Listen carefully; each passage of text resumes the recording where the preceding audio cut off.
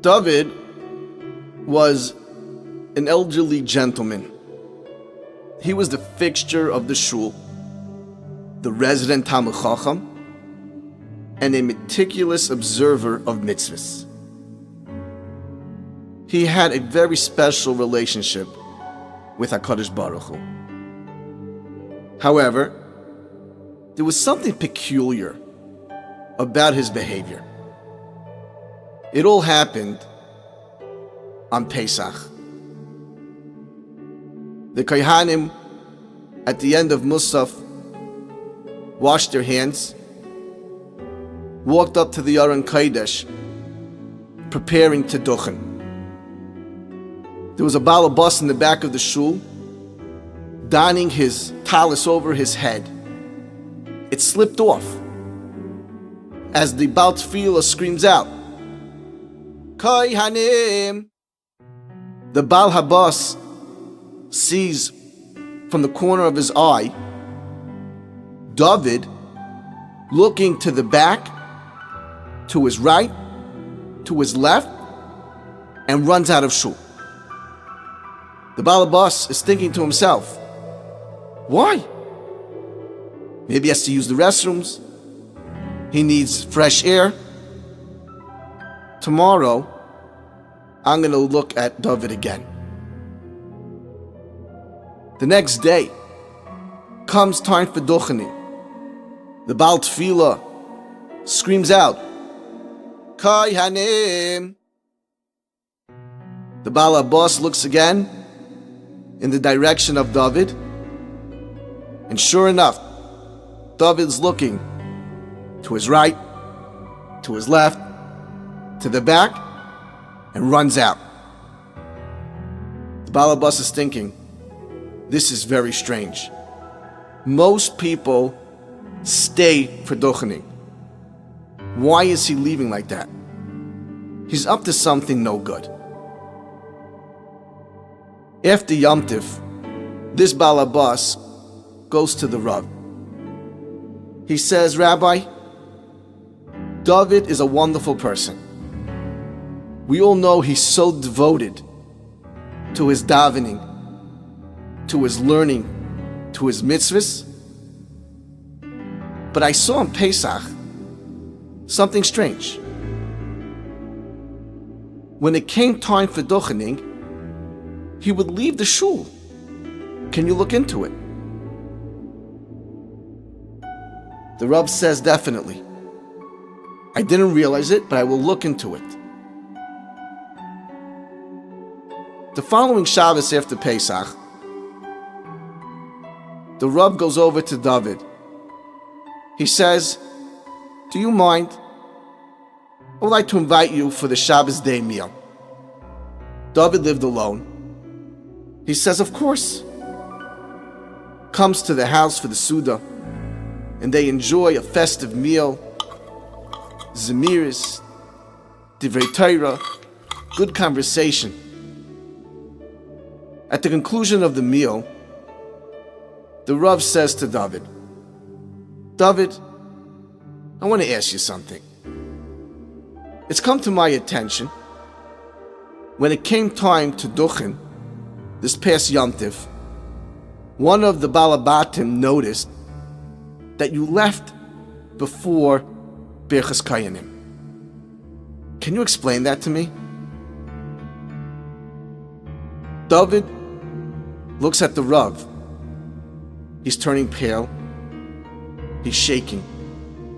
He's quivering. The Rav feels bad. Did he say something he should not have said?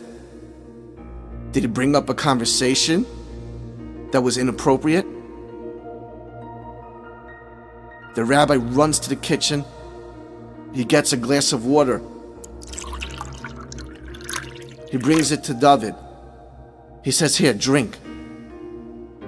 David takes a sip. He puts it down. He says, Rabbi, I'm going to tell you the truth.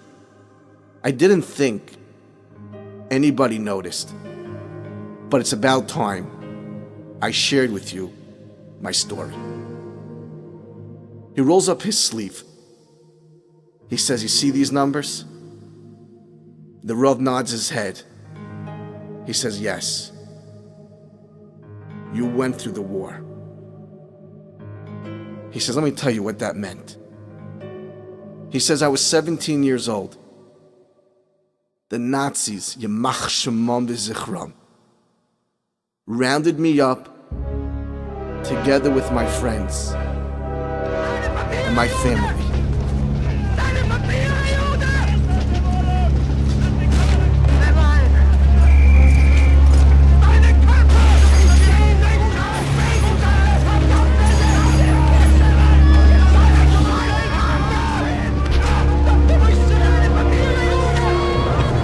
My entire family was wiped out.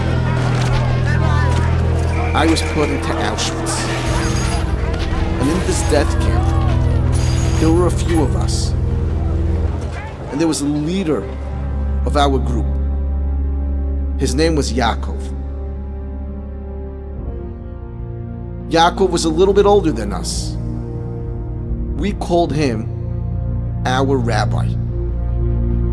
We made sure that every Friday night we made Kiddush. We took the morsels of food that we collected from the week and we made Kiddush. We sang Zemiris.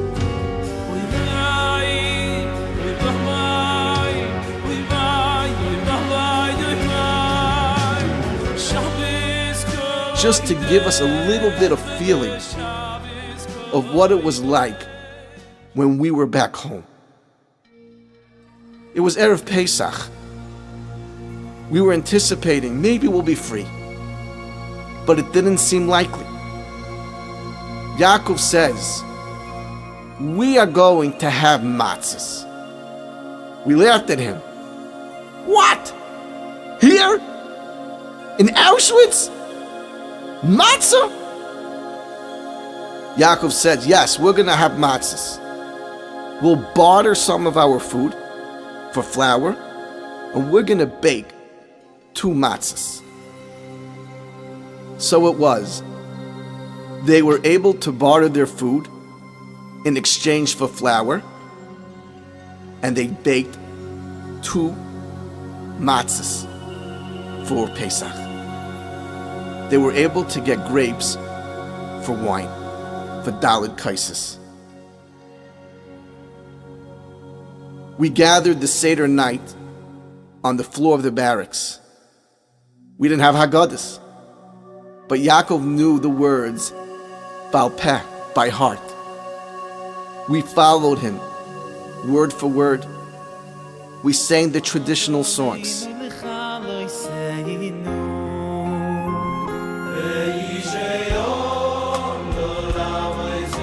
While we were celebrating this beautiful Yom Tov, their door slams open. The Nazi Yamach Shemo walks in, cursing and yelling. "What are you doing here?" He comes over. He's hitting us with his baton. "Who's the leader?" I'm thinking to myself, you know what? I'm the leader. I'll take the bullet. I stand up and I say, "I'm the leader." The Nazi takes his gun and he puts it to my head. And he says, "You know what? I'm going to kill you right now." He says, "You know, I'm not. I have a better idea. Tomorrow morning, I'm going to take you out, and in front of everybody, we are going to hang you. We'll show you what it means to celebrate." We all went back to our beds, but we did not sleep. The next morning, the sun rose. I was saying Vidui because I knew this was my very last day. We all stood outside. They called everybody's name. And then they called my name. I walked up to the podium, and they had a noose ready for me. I get up on the podium, and they're about to hang me. And all of a sudden I hear, "He's not the leader! I'm the leader!" It's Yaakov. Yaakov gets up to the podium. He tells the Nazis, "This guy's not the leader. I'm the leader. I'm the one you want." The Nazis are flabbergasted. They can't believe it. They never saw such a thing. Two people arguing? Who should be killed? After a few minutes, they tell us, "Forget it. We'll decide who's the leader." And they chose Yaakov. I had no choice. I had to go back. They tell Yaakov, "We have never seen such a thing. Two people argue who should die. We're going to grant you your last request." What is it? He says, "I want to speak to my people for 2 minutes." Yaakov walks to the front of the podium.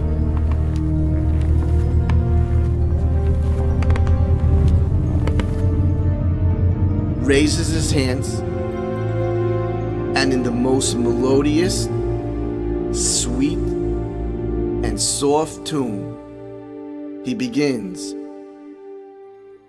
"Yevarechecha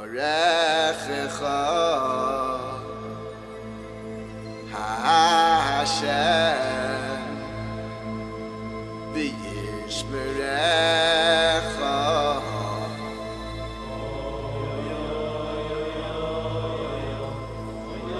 And we all begin to chant with him. And we're all swaying together. I'm thinking to myself, I never knew Yaakov was a Kohen.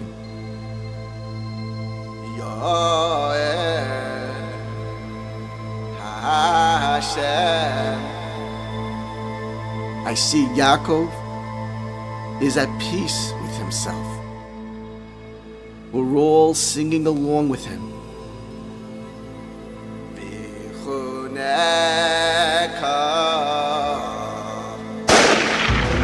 They shot him!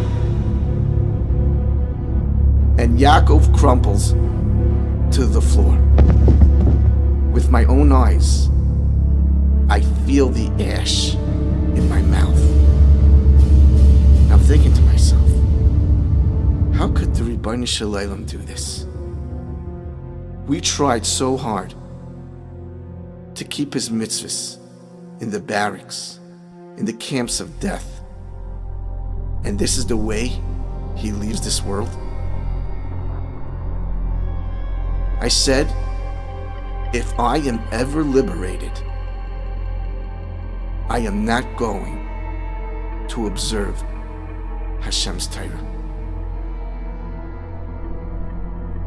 Several months later, we were indeed freed. It was the first Shabbos. It was reaching Shkia. And I told myself, I am going to violate the Shabbos. While the sun was setting, I have an image, and I hear a voice.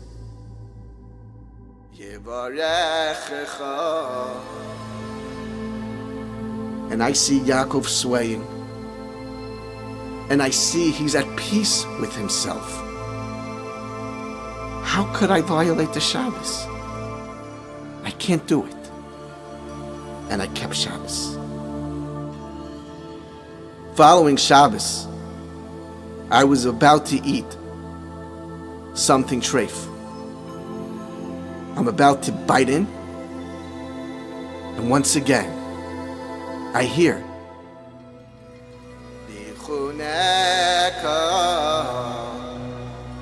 I say, how could I do this? And I didn't need it. Several weeks later, I started dating a girl. She wasn't Jewish. We were now going to get married. Once again, I see this clear image of Yaakov standing on the podium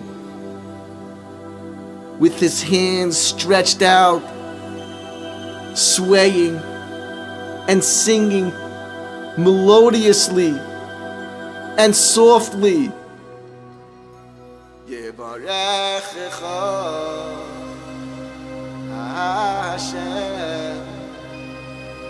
I made a vow to myself. I will not. I am going to do tshuva. I am going to turn around. I am going to keep Hashem's mitzvahs. I married a Jewish girl. We raised a beautiful family together. But Rabbi, I want to tell you something. There is still one thing I cannot do. And that is, I cannot listen to another kohen duchen. I can only see and hear Yaakov duchen. This is the image that I must see in my mind. Therefore, when the chazan screams out, Kohanim, I leave the shul. I go into the hallway and I cry copious tears.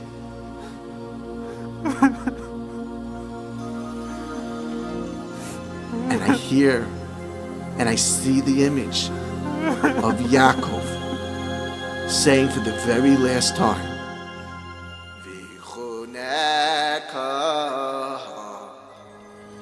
and I cry for my family, and I cry for Klal Yisrael.